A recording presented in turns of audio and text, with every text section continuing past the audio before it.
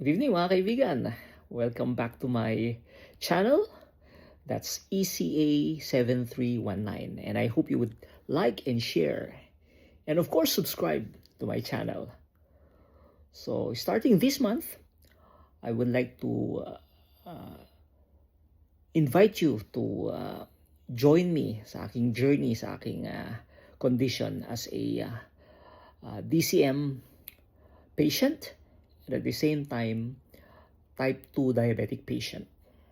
So DCM means dilated cardiomyopathy. So mahina po yung tibok ng puso ko.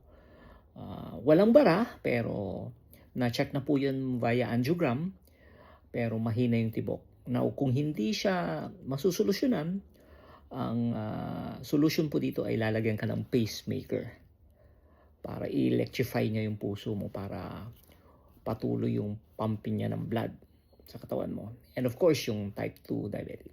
So join me in this journey. Kung meron kayong mga comments, suggestions, I would love to hear or to listen to you or to read your comments.